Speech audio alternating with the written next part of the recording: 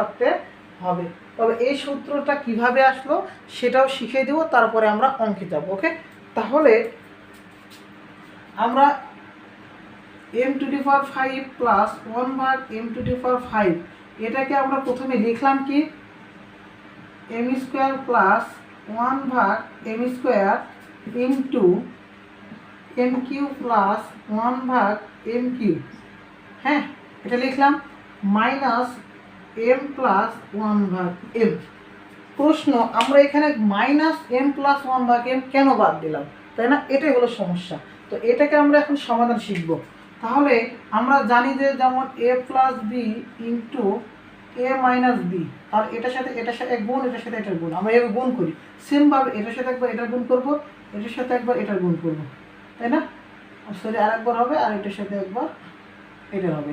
তাহলে এখান থেকে একবার এটার সাথে গুণ, এটার সাথে একবার এটা, তাই না? তাহলে m² দ্বারা m³ গুণ করি, m³ কত হবে 2 আর 3 পাওয়ার যোগ করলে 5। সেমভাবে এখানে যোগ চিহ্ন, এখানে m² সাথে 1/m³ করলে কি হবে, m²টা যাবে উপরে আর m³ থাকবে নিচে। সেমভাবে ওকে, সেমভাবে আসি 1/m², m³ যাবে উপরে আর নিচে হবে m² যোগ 1/m², 1/m³, তাহলে 1/m⁵। ওকে, m⁵ প্লাস উপরে আছে 2টা, নিচে আছে 3টা, থাকলো কয়টা? একটা। উপরে আছে 3টা, নিচে আছে 2টা, থাকলো কয়টা? একটা, যোগ 1/m⁵। তাহলে আমাদের এখান থেকে m5 আর 1/m⁵, এটা পাশাপাশি লিখলাম, আর এখানে এটাকে আবার সাজিয়ে লিখলাম m প্লাস 1/m।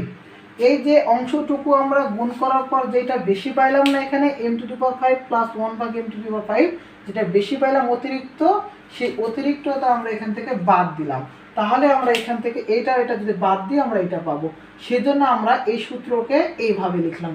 ওকে, সেজন্য আমরা কি করলাম, এটাকে দুইটা গুণ করার পর এই উপাদানটা কি করে দিলাম, বাদ দিয়ে দিলাম। কারণ এই দুইটা গুণ করে আমরা পাইছিলাম m⁵ প্লাস 1/m, আর এই m প্লাস 1/m এই অংশটা আমরা পাইলাম অতিরিক্ত, সেজন্য এখান থেকে অতিরিক্ত অংশটা কি করলাম, বাদ দিয়ে দিলাম। ক্লিয়ার?